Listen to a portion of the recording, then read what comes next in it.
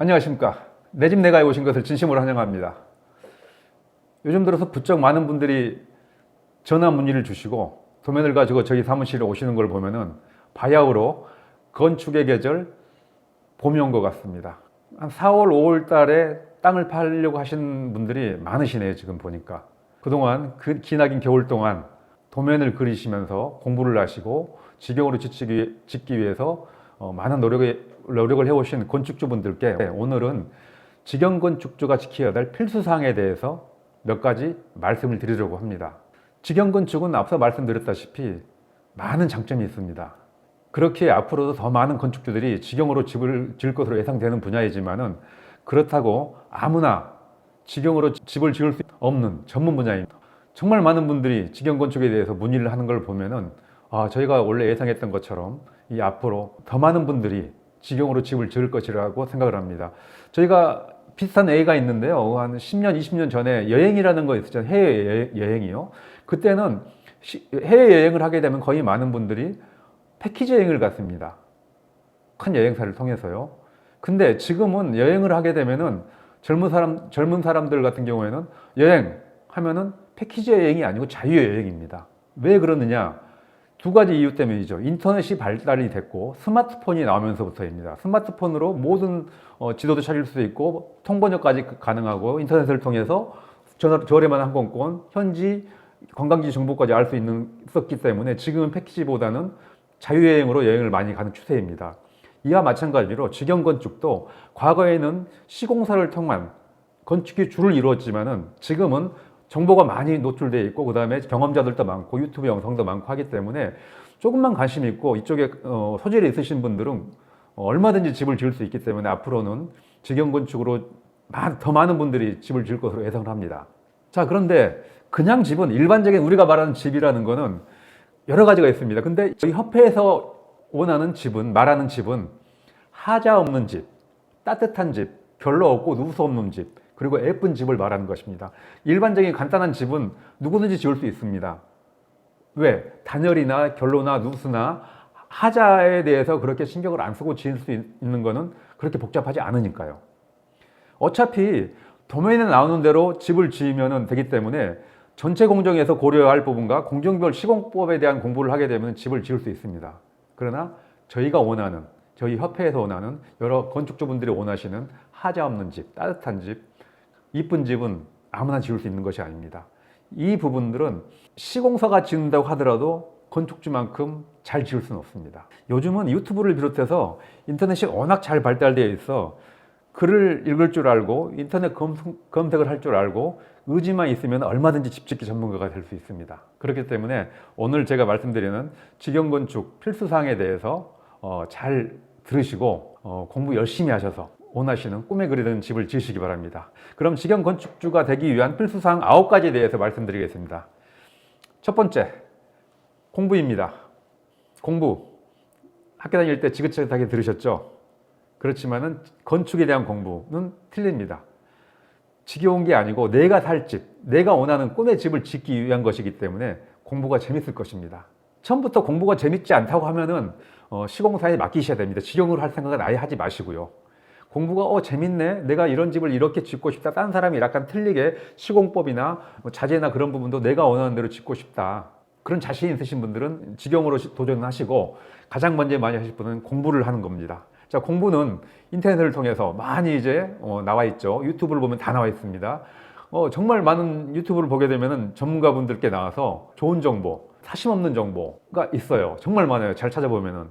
저도 많은 채널을 구독을 하면서 새로운 지식이나 그런 부분들을 계속 공부를 하고 있습니다. 특히 협회 일을 하다 보니까 많은 건축주분들이 이제 질문을 하는데 제가 거기에 대해서 답변을 제대로 못하게 되면은 면이 서지 않기 때문에 더 열심히 공부를 합니다. 하루에 거의 너댓 시간은 인터넷하고 유튜브에서 공부를 하는 것 같습니다. 자, 그 다음 공부를 많이 했으면은 다음에는 이제 공사 현장을 방문하십시오. 공부를 했을 때, 인터넷을 통해서 공부를 했을 때 처음부터 100% 이게 이해가 되고 하는구나라고 100% 이해하시는 분들은 없으실 겁니다.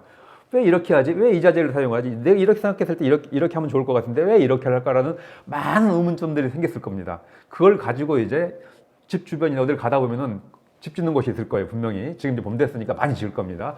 그러면 가서 현장으로 가세요. 현장은 참고로 7시 반이나 8시부터 시작을 해서 4시 반 정도에 다 끝납니다. 그러면은 한 4시 정도에 가시면 제일 좋을 겁니다. 다 그 일 어느 정도 마무리 지어가는 단계이고 조금 하는 과정이기 때문에 조금 현장에 일하시는 분들한테 질문을 하더라도 조금 답변을 좀 잘해줄 수가 있습니다. 그냥 가시냐? 그게 아니고 그냥 가지 마시고 내가 준비했던 도면이 아니라 가도면이라도 가지고 가셔서 어떻게 하시느냐? 수고 많으십니다. 제가 여기 좀 집 지으려고 하는데 좀 관심이 있어서 좀 왔습니다. 좀 구경이 될까요? 그러면은 거의 다 구경을 하고 합니다. 안 바쁘신 것 같으면 이제 궁금한 사항들 있잖아요. 지금 어떤 공정을 하고 있는데 이거는 왜 이렇게 하죠? 물어보게 되면은 이거는 이렇게 해서 그렇습니다라는 그 답변을 얻을 수가 있습니다. 근데 이렇게 하기 전에는 도면이 없이 그냥 가게 되면 답변을 잘 안 해주니까 내가 이런 도면을 이렇게 지으려고 하는데 이거는 왜 이럴까요? 물어보게 되면은 분명히 내가 그분의 고객이 될 수 있기 때문에 친절하게 잘 얘기를 해줄 겁니다. 그리고 여러 가지 궁금한 사항을 다 물어보시고 이제 오실 때 명함만 받아오시고 가능하면 그 근처에 사신다고 하시고요. 그리고 와서 이제 집에 와서 또 공부를 하는 겁니다. 오늘 들었던 그걸 다시 한번 확인하는 복습하는 차원에서 공부를 해서 이제 어느 정도 그 부분에 대해서는 내가 맞게끔 나한테 소화를 해서 내 것으로 만들어서 이해를 해버리십시오. 그렇게 되면 이제 하나가 공정이 그 부분에 대해서는 다 끝났습니다. 그 다음에 이제 또 이제 왔다 갔다 하다가 또 다른 집을 짓고 있으면은 거길 가서 마찬가지로 도면을 가지고 가서 구경 좀 하겠다고 해서 하면은 다 사항들을 다 답변을 드릴 거예요. 근데 재밌는 게 집이라는 건 공정이 전부 다 틀리기 때문에 여러 군데를 한 5군데, 6군데 현장을 알아놓게 되면은 계속 수시로 왔다 갔다 하면서 거기를 가게 되면은 공정별로 모든 것을 다 알 수가 있습니다. 기초는 어떻게 치고 설비는 어떻게 하고 그런 부분들이 공정별로 가기 때문에 그 공정별로 가서 이제 하시면 되고 또 사진을 찍고 싶으면은 좀 현장에 일하시는 분들이 있으니까 좀 부담스러우니까 한 5시 이후에 한번 가시게 되면 현장이 다 끝나고 아마 거의 없을 거예요. 그때는 조금 현장 가서 내가 사진도 찍어 오시고 근데 거기 위험한 요소가 많으니까 항상 조심하시고요. 그렇게 해서 이제 궁금한 사항도 또 물어봐서 나한테 내 걸로 소화를 내서 집에 와서 또 공부를 하는 거죠. 그 다음에 또 이제 현장을 방문해서 질문을 하고 이해를 하고 이런 거를 계속 반복을 해서 하십시오. 저 같은 경우는 저희가 직영으로 집을 지을 때 한 3, 4년은 그렇게 했던 것 같습니다. 제가 처음에 저희가 원룸을 때는 시공사한테 맡겼었는데 그때는 대충만 봤었는데 제가 직접 살 집을 지으려고 하니까 그렇게 공부를 대충 하면 안 되겠다는 생각이 들어서 저는 진짜 오랫동안 준비를 했었습니다.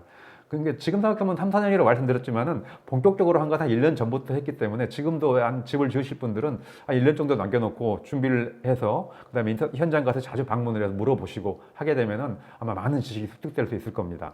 공부를 하다 보면 의문점이 생기잖아요. 그러면 현장 가서 이게 고민사항이나 내가 궁금한 사항들을 물어보시고 내 것으로 소화를 하고 이 과정을 계속 반복을 하다 보면은 본인이 이제 서서히 전문가가 돼 가시기 시작합니다.